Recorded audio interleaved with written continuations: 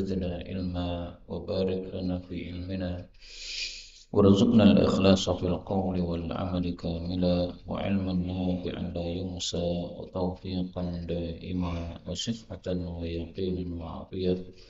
اللهم افتح لنا كل خير، اللهم اكفنا بحلالك عن حرامك وأغننا بفضلك عمن سواك. آمين يا رب العالمين. Alhamdulillah kaum muslimin rahimakumullah. Kita lanjutkan pengajian kitab Al-Jami' As-Saghir karya Al-Hafidh As-Suyuti yang sudah wafat pada tahun 911 Hijriah. Dan kita masih membahas huruf ba pada hadis 3201. فقال المؤلف رحمه الله تعالى ونفعنا به بعلومه في الدارين آمين. قال رسول الله صلى الله عليه وسلم al-barakatu berkah itu fi nawasil khair pada upun-upun kuda. Hadis ini menunjukkan bahwa kuda itu masih digunakan untuk jihad sampai hari kiamat. Karena yang dimaksud al-barakah, keberkahan, itu adalah pahala dan ghanimah. Ghanimah yaitu hasil rampasan perang. Dari mana taunya? Dari sabda Nabi yang lain. Rasulullah SAW bersabda, al-khailu ma'hudun binawasihal khair ila yaumil qiyamah. Kemudian dijelaskan al-ajru pahala wal maghnam dan ghanimah. Hadis menarik. Meskipun kalau kita lihat sekarang perang itu tidak pakai kuda, tapi di beberapa tempat masih diperlukan kuda. Misalnya di perbukitan yang terjal itu pakai kendaraan tidak bisa, ya pakai kuda bisa. Tapi karena kondisi kita sekarang sudah berubah, maka jangan fokus sama kuda, kemudian meninggalkan yang lain. Bisa kuda tapi nggak bisa mobil, yang menurut saya kurang pas. Sekarang segala sesuatu transportasi ya pakai mobil, perang juga menggunakan mobil dan sebagainya. Maka kudanya dipelajari, tapi juga setir mobilnya dipelajari, sehingga bisa nyetir tank dan sebagainya. 202. Al-barakatu berkah itu fi thalathah pada 3 perkara. Yang pertama fil jamaah, di dalam jamaah. Yang kedua as-sarid, makanan sarid. Yang ketiga as-sahur, makanan sahur. Yang dimaksud jamaah ini ada 2 tafsiran. Pertama, salat jamaah diberkahi oleh Allah Subhanahu wa taala. Maka pahalanya 27 kali lipat daripada salat sendiri. Yang kedua, jamaah yaitu jamaah kaum muslimin, bersatunya kaum muslimin, sehingga satu sama lain tidak saling memusuhi, tapi satu sama lain saling bersaudara, berjamaah. Kalau sarid ini adalah makanan yang biasanya orang-orang Arab itu meremuk-remuk roti, kemudian dikasih susu dan daging. Nah, maka kalau bahasa sekarang, bahasa kita ya adalah jenang. Jenang itu berkah, berkahnya karena mudah dimakan, mudah dicerna, tidak seperti makanan-makanan yang keras. Kalau sahur, makanan sahur ini jelas berkah karena menambah kekuatan kita sehingga meskipun berpuasa masih bisa bekerja mencari nafkah. 03. Al-barakatu berkah itu fi sighari pada kecilnya al-qurs, potongan roti. Wa tulir risha dan panjangnya tali. Wa qasril jadwal dan pendeknya parit. Hadis ini hadis palsu. Maksud hadis ini adalah kalau kita mau berkah di dalam roti kita, buatnya jangan besar-besar, tapi dibuat kecil-kecil, jadinya banyak. Anaknya 10, nah, cukup semua, karena rotinya banyak. Kalau dibuat besar-besar, anak-anak rebutan, hanya bisa dapat buat 5 rebutan, jadi nggak berkah, itu maksudnya. Kemudian tali yang panjang ini maksudnya tali untuk mengambil air, nimba.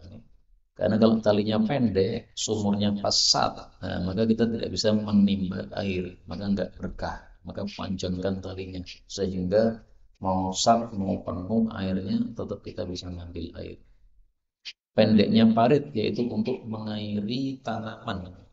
Karena kalau paritnya jauh panjang, nah itu nanti tidak sampai ke ladang kita, sehingga apa? Tidak mengenai ladang kita. Tapi kalau paritnya pendek, nah ini insya Allah akan segera menuntaskan pengairan terhadap ladang kita. 04.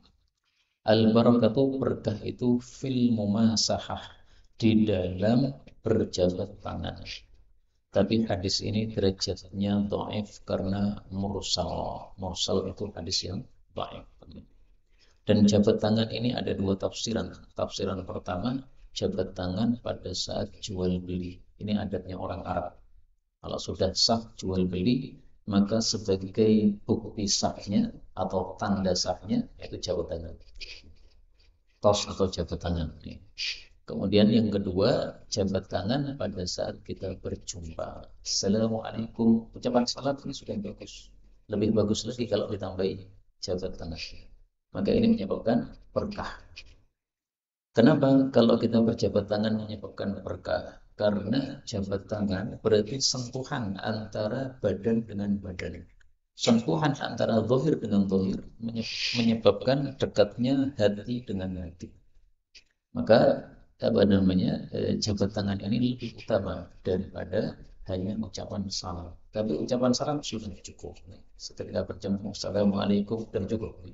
Kalau mau lebih utama lagi, jabat tangan. Mau lebih utama lagi, senyum. 05.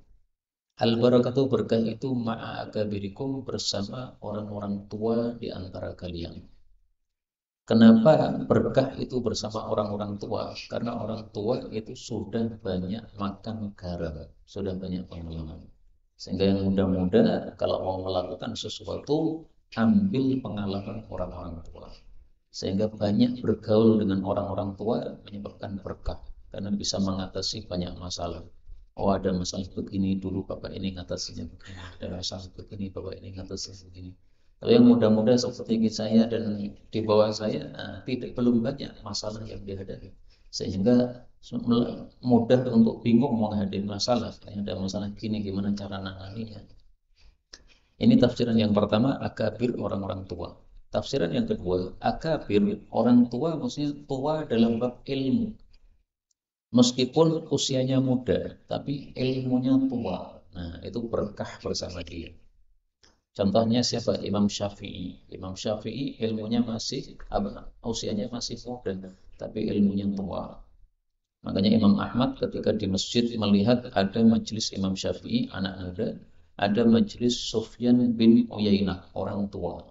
Dia pilih majelisnya Imam Syafi'i. Maka ditegur, anak muda gitu ngapain? Ini loh orang tua, syekh, sudah tua, sudah sepuh. Maka kata Imam Ahmad, kalau ini Imam Uyainah, dia mengajarkan hadis.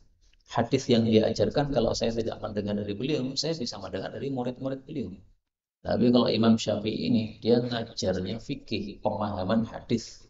Ini tidak ada duanya orang yang bisa mengajarkan paham fikih seperti ini. Ini kalau saya tidak pernah mendengar darinya, tidak akan mendengar dari orang lain. Nah, itu maksudnya berkah bersama orang-orang tua, tua dalam bab ilmunya. 06. Al-barakah berkah itu fi akabirina, pada orang-orang tua kita. Faman lam yarham, maka siapa yang tidak mengasihi saghirana, anak kecil, wa yujilla, dan tidak memuliakan kabirana, orang tua, falaysa minna, bukan termasuk dari kelompok kami. Hadis ini maksudnya perintah untuk mengasihi anak atau orang yang usianya lebih muda dan menghormati orang yang usianya lebih tua. Dan kita kalau ketemu orang itu pasti cuma 3 kemungkinan. Ada kalanya lebih tua, ada kalanya lebih muda, ada kalanya selevel. Kalau selevel kita beradab sesuai adab teman karena selevel. Nah, orang lebih tua kita beradab sesuai yang lebih tua. Misalnya pakai bahasa halus, bahasa tidak mogok, ya, bahasa krono. Kemudian kepada yang lebih muda maka kita menyayangi. Yang dimaksud falaisa minna, tidak termasuk dari kami, ini maksudnya bukan berarti kafir, itu bukan.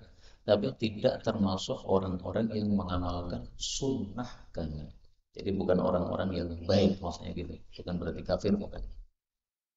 07 al-buzar, meludah, wal mukhaddaha, wal haidu, dan haid, wan nu'asu, dan ngantuk.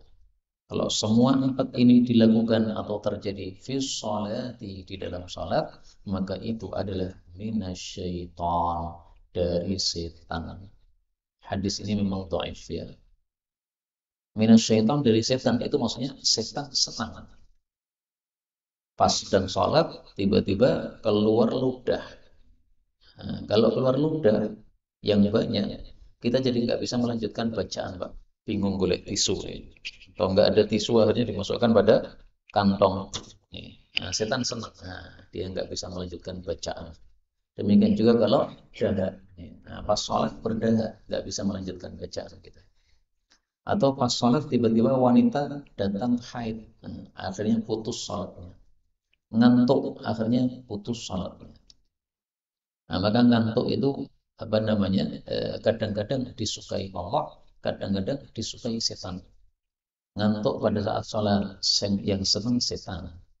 Ngantuk pada saat perang itu yang sholat Allah.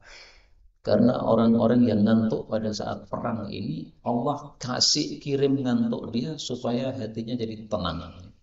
Begitu sudah bangun itu sudah fresh kan. Dan ini kita temukan di dalam Al-Quran. Allah mengatakan amanatan nu'asan pada surat Ali Imran ayat 154. Allah menurunkan kepada kalian setelah susah adanya rasa aman, yaitu ngantuk yang menimpa sekelompok dari kalian. Nah, ini para sahabat Nabi sampai ada yang pedangnya jatuh, Pak, saking ngantuknya. Begitu jatuh pakai dia, ambil pedangnya, fresh lagi, perang lagi. Nah, kalau ngantuk pengajian kira-kira dari setan apa dari Allah? Pas pengajian ngantuk. Ya kira-kira mungkin dari setan, setannya senang Pak, scan dan daerah ngomong ke hadis. Nah, maka jangan ngantuk, sudah disiapkan teh di luar. 08 Al-buzaku, meludah, fil masjid, di dalam masjid, sayyi'atun, adalah dosa, maksudnya haram dilakukan. Wadafnuhu, dan menimbunnya, hasanatun, adalah kebaikan, maksudnya pahala. Jadi ludah itu meskipun dia suci, tapi tidak pantas ditaruh di masjid. Kenapa? Karena meskipun suci tapi kotor. Dan ini tidak hanya berlaku untuk ludah, semua yang kotor tidak pantas ditinggalkan di masjid. Misalnya upil, ditempelkan di bawah tikar masjid, ini nggak boleh. Atau misalnya tangan ini kotor ini, kukunya ini, kemudian dibersihkan, kemudian dibuang tidak di kantong, tapi dibuang di masjid, nggak boleh. Meskipun nggak tampak mata, itu tetap sayyi'atun, satu dosa, karena kita tidak menghormati masjid. Masjid itu harus dihormati. Dalilnya apa? Wa may yu'azzim sya'airallah. Barang siapa yang mengagungkan syiar-syiar Allah, fa innaha min taqwal qulub, itu termasuk takwanya hati. Masjid termasuk syiar Allah. Karena syiar itu segala sesuatu yang menunjukkan kebesaran Allah. Masjid ini termasuk. 09 Al-busaku, meludah, fil masjid, di masjid, khati'atun, adalah dosa, wa kafaratuha, dan kafarahnya adalah dafnuha, menimbunnya. Ini hadis muttafaqun alaih. Tentu saja menimbun di sini ditimbun dengan pasir, itu kalau masjidnya masjid masing tanah seperti di masa Nabi Muhammad SAW. Tapi kalau masjidnya sudah seperti sekarang, ada karpetnya, ada keramiknya, ini jangan dipahami dafnu, menimbun berarti dikasih pasir tambah kotor. Tapi haruslah dihilangkan barangnya, itu maksudnya. Karena intinya adalah menjaga kebersihan masjid. Anak-anak kecil kalau mereka makan di dalam masjid, ya boleh Pak, tapi dilatih supaya tidak meninggalkan bekas makan di masjid. Karena kalau dilatih seperti itu mereka akan paham masjid ini harus bersih, tidak boleh meninggalkan sampah. Fil masjid, di dalam masjid ini tidak harus di dalamnya. Pada bagian apapun di masjid tidak pantas. Misalnya temboknya tidak pantas, atau tanahnya sama saja, atau atapnya sama aja tidak pantas. 210. Al-bid'u, kata-kata bid'un itu adalah ma baina salas, antara 3 ila tis'i sampai 9. Ini menjelaskan ayat Quran. Allah Subhanahu wa taala menyebutkan tentang Romawi. Surat Ar-Rum ayat 1 dan seterusnya. Ghulibatir Rum, Romawi kalah. Fi adnal ardi wa hum min ba'di ghalabihim sayaghlibun. Mereka akan menang. Kapan? Fi bid'i sinin. Pada beberapa tahun yang akan datang. Nah, beberapa tahun ini bid'un ini berapa? 3 sampai 9. 211. Al-batn, sakit perut, wal gharqu, dan tenggelam, itu adalah syahadatun, mati syahid. Maksud hadis ini adalah kalau Anda mati karena sakit perut apapun macamnya, mau disentri, mau apa itu ishal ya, diare, atau zatul jambi, itu semuanya bagian perut. Nah, maka kalau sebab perut kemudian mati, mati syahid. Kemudian tenggelam juga mati syahid. Dengan syarat tenggelamnya ini tidak teledor. Tapi kalau tenggelamnya teledor, maka tidak termasuk di sini. Misalnya ini laut sedang bahaya. Orang-orang sudah melarang jangan pakai kapal kecil. Ini biasanya tenggelam, masih nekat. Akhirnya tenggelam betul. Enggak termasuk di sini karena dia meremehkan bahaya yang semestinya dihindari. La doror wal diror, tidak boleh melakukan perbuatan bahaya. Dan yang dimaksud syahid di sini adalah syahid di akhirat. Sehingga di dunia tetap dimandikan jenazahnya. Mati karena diare, dimandikan tidak? Mandi. Karena syahid ada 3. Ada syahid dunia, ada syahid akhirat, ada syahid dunia akhirat. Syahid dunia saja yaitu di mata orang di dunia dia mati syahid. Tapi di mata Allah di akhirat bukan mati syahid. Yaitu orang yang perang tapi kemudian mati, tapi niat perangnya bukan untuk cari pahala. Niat perangnya untuk cari viral saja. Akhirnya dia mati syahid. Nah, di dunia tidak dimandikan karena mati syahid. Tapi di akhirat oleh Allah masukkan neraka. Yang kedua, mati syahid akhirat, yaitu yang seperti ini ya. Di dunia tetap dimandikan, tetapi di akhirat dikelompokkan kelompok orang-orang mati syahid. Yang ketiga, mati syahid dunia dan akhirat. Perang ikhlas karena Allah. Nah, kemudian mati di dunia tidak dimandikan, tidak disolatkan karena mati syahid dalam perang. Di akhirat masuk surga. 12. Al-bityah, semangka, qabla ta'am, sebelum makan, yaghsilul badana, mencuci perut, ghuslan, dengan sebenar-benar pencucian, jadi membersihkan perut, wa yudhibu, dan melenyapkan bidai, penyakit, aslan, sama sekali. Makanya kalau di masjid ini ada hidangan makan, disiapkan juga semangka, supaya bersih perutnya, kemudian penyakitnya hilang. Ada semangka enggak Bu di belakang? Enggak ada ya, bukan musimnya ya. Nah, tapi tenang, hadis ini derajatnya hadis palsu, enggak bisa dijadikan dalil. Bahkan para ulama mengatakan tidak ada satupun hadis sahih khusus bicara tentang semangka, yang fadilahnya semangka, enggak ada yang sahih. Maka ini sudah jadi kaidah, ada fadilah-fadilah semangka sudah sahih. 13. Al-baghaya, para pelacur, itu adalah allati, wanita-wanita yang yungkihna, menikahkan anfusahunna, diri-diri mereka, bi ghairi bayyinah, tanpa saksi. Hadis ini menunjukkan bahwa nikah harus pakai saksi. Mazhab Hanafi mengatakan seorang janda boleh nikah tanpa saksi, itu salah. Itu malah dianggap bahwa ya pelacur begitu. Maka nikah itu harus ada 2, harus ada saksi, harus ada wali. Rasulullah SAW bersabda, la nikaha, tidak sah nikah, illa kecuali biwaliyin dengan wali, wasyahidai adlin, dan dua orang laki-laki saksi yang adil. Adil itu maksudnya tidak fasik. Berarti harus ada 3 orang. Satu walinya si perempuan, 2 saksi pertama, 3 saksi kedua. Harus 3 ada orang minimal. 14. Al-baqaratu satu sapi an sab'atin untuk 7 orang. Wal jazur dan satu onta an sab'atin untuk 7 orang. Ini maksudnya dalam korban Idul Adha. Tahunya dari mana? Dari hadis setelahnya 215. Al-baqaratu satu sapi an sab'atin untuk 7 orang.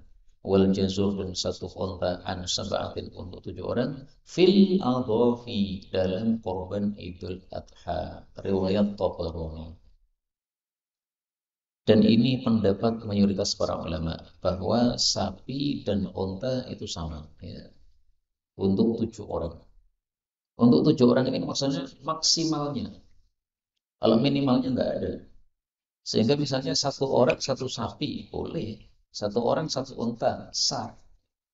Tapi 1 orang 1 sapi 8 orang nggak sah. Dan yang dimaksud sab'an 7 ini maksudnya masing-masing harus mengeluarkan uang senilai 1/7 dari sapi. Kalau ada 1 sapi, harganya 8 juta. Harganya berapa? 8 juta. Yang 6 orang mengeluarkan 1 juta. Yang 1 orang mengeluarkan 2 juta. Ini tidak sah. Karena yang 6 orang ini tidak sampai 1/7 sapi. Yang sah cuma 1 orang. Karena dia mengeluarkan 2 juta. 2 juta itu sudah senilai 1/7 sapi. Maka kalau urunan sapi harus dibagi rata, Pak. Ini harganya berapa? 14 juta. Nah, berarti 1 orang 2 juta, 2 juta, 2 juta. Harganya berapa?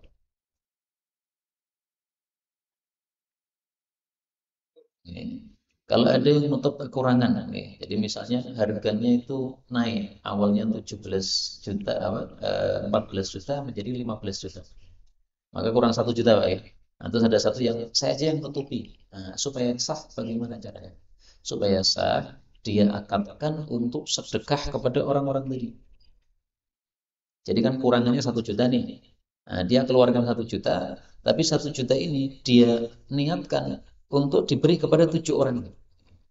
Sehingga masing-masing orang mendapatkan jatah yang sama. Nanti ketika sapi disembelih dibagi 7 sama. Kenapa? Karena bayarnya sama. Loh kok sama? Kan saya nambah 1 juta. Iya, nambah saya bukan untuk saya, tapi untuk semua. Itu caranya, solusinya. Dan ini pendapat mayoritas ulama. Menyelisih mereka Ibnu Hazm. Kata Ibnu Hazm, sing penting wong itu ora kudu padha. Bahkan kata Ibnu Hazm, tidak harus 7 orang, Pak. 100 orang pun satu sapi boleh.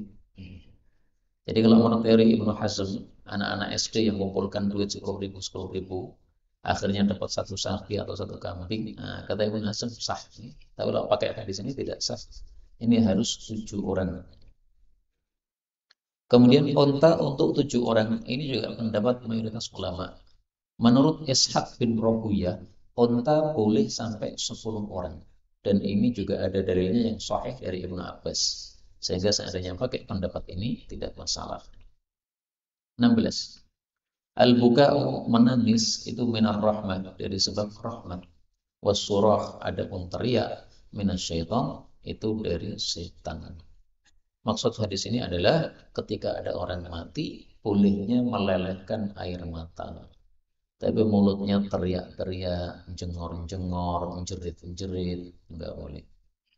Makanya Rasulullah ketika anaknya mati, Ibrahim mati, beliau mengatakan tadma'ul ain wa yahzanul qalb. Mata melelehkan air mata, hati sedih, wala naqul illa ma yurdillah. Tapi mulut tidak mengatakan apapun kecuali yang diridhai oleh Allah. Mengucapkan innalillahi wa inna ilaihi raji'un. mengucapkan alhamdulillahirabbil alamin dan sejenisnya. 17. Al-bala'u, bala itu, ujian itu, muwakkalun dipasrahkan bil qawli pada ucapan. Apa sih maksudnya di sini? Nah, kita tambah hadis berikutnya supaya paham. 18. Al-bala'u, bala itu muwakkalun dipasrahkan bil qawli pada ucapan. Maqala abdul, tidaklah seorang hamba berkata li syai'in untuk sesuatu. La wallahi, tidak demi Allah, la af'alu, saya tidak akan melakukan itu abadan selama-lamanya. Illa kecuali taraka syaitan, syaitan meninggalkan kulla amalin, setiap aktivitasnya syaitan. Terus apa? Wa wali'a, dan dia sangat ingin bidzalika, terhadap hal itu, minhu, dari orang tadi, hatta sehingga yu'thimahu, menyebabkan dia berdosa.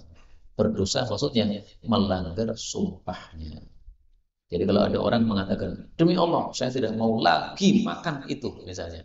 Nah, setan itu langsung Pak pengen mengganggu orang ini, gimana caranya supaya dia makan sehingga dia merusak sumpahnya. Merusak sumpah kan dosa kan. Kalau sudah bersumpah ya ikuti sumpah. Tapi kalau mau merusak sumpah ya supaya tidak dosa bayar kafarah. Tapi hadis ini memang derajatnya hadis yang palsu. Hadis berikutnya sama. Al-bala'u, ujian itu muwakkalun dipasrahkan bil mantik pada ucapan. Apa maksudnya? Kita baca hadis berikutnya. Al-bala'u, ujian itu muwakkalun dipasrahkan bil mantik pada ucapan. Falau, maka kalau, anna bahwasanya rojulan seseorang, ayyara mencela rojulan orang lain, birodha'i kalbatin, karena nyusu pada anjing. La rodha'aha, sungguh dia nanti akan nyusu juga kepada anjing. Hadis-hadis ini memang dhaif ya. Tapi intinya gini, intinya. Kalau ada orang berbuat jelek, itu jangan dicela. Karena kalau kita mencela, itu nanti perbuatan jeleknya bisa kembali kepada kita. Ada orang nyusu pada anjing. Kemudian kita nyebar-nyebarkan ini penyusu anjing, penyusu anjing. Nanti sebelum mati kita akan nyusu anjing juga. Ada cerita yang lain, Pak. Ceritanya unik. Imam Kisai dan Imam Yazidi. Ini semuanya imam-imam ahli qiraat. Suatu saat Imam Kisai disuruh ngimami di hadapan Harun ar-Rasyid. Kemudian Imam Kisai membaca surat Al-Kafirun. Pas baca Al-Kafirun salah. Maka Imam Yazidi mengatakan, ahli qiraah dari Kufah baca surat Kafirun aja salah. Ini berarti mencela. Imam besar, Imam Kisai, Kafirun surat pendek salah. Suatu hari dibalik oleh Allah, Imam Yazidi menjadi imam, membaca Fatihah salah. Nah, maka Imam Kisai menegur, ihfad lisanaka la taqulu fatubtala, jaga lisanmu, jangan mudah ngomong, kamu akan diuji oleh Allah. Innal bala'a muwakkalun bil mantiki, sungguh ujian itu dipasrahkan kepada ucapan. Maksudnya kalau kita mengucapkan mengejek seseorang, maka bala sesuai ejekan itu akan menimpa kita juga. Maka orang-orang yang suka mencari kesalahan orang lain itu nanti akan dibredel kesalahannya oleh Allah Subhanahu wa taala. Di YouTube kan banyak apa? Ini grup ini tidak suka dengan grup ini sehingga cari-cari kesalahan. Ustaz ini kalau ngajar bahasa Arabnya nggak fasih, nah, kemudian ditampilkan ini ketidakfasahannya. Kemudian ditampilkan ini salah dari 3 sisi. Kalau mau membetulkan, bukan begitu caranya. Cari orangnya, kontaknya dicari, sampaikan. Ustaz, antum bacanya salah. Kalau memang tujuannya untuk membetulkan. Ini tujuannya bukan untuk membetulkan, atau beredeli. Kelompok kono itu loh. Kelompok sana itu lemah-lemah ilmunya. Ya. Kalau ngaji sama sini saja, jangan ngaji sama sana. Itu banyak di YouTube begitu. Ya. Karena saya suka mempelajari yang ilmiah, tapi ternyata ada yang ilmiahnya kebablasan gitu. Pengennya ilmiah, tapi sampai beredeli kesalahan-kesalahan orang. Itu nanti Allah akan beredeli kesalahan dia juga. Karena itu jangan berdeli kesalahan orang. Meskipun orangnya berbuat jelek kepada kita, Pak, jangan dibredeli kesalahan. Karena kalau ada orang berbuat jelek kepada kita, kita bredeli kesalahannya, Allah nanti akan buka aib kita meskipun kita sembunyi di dalam rumah kita. Ada dalilnya, saya tampilkan sebagai penutup. Rasul Shallallahu Alaihi Wasallam bersabda, wahai orang-orang yang iman hanya dengan lidah, tetapi iman belum masuk hati. Kalian jangan menggunjing kaum muslimin, jangan mengejar aib-aib kaum muslimin. Karena siapa yang mengejar aib saudaranya sesama muslim, Allah akan kejar aibnya. Dan siapapun yang Allah kejar aibnya, Allah akan permalukan dia meskipun dia di dalam tengah-tengah rumahnya. Hadis riwayat Abu Dawud, derajatnya sahih. Jadi hadis-hadis ini tadi memang dhaif, tetapi apa? Maknanya sahih. Ini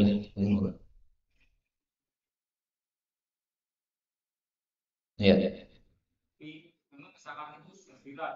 Hmm. Hmm.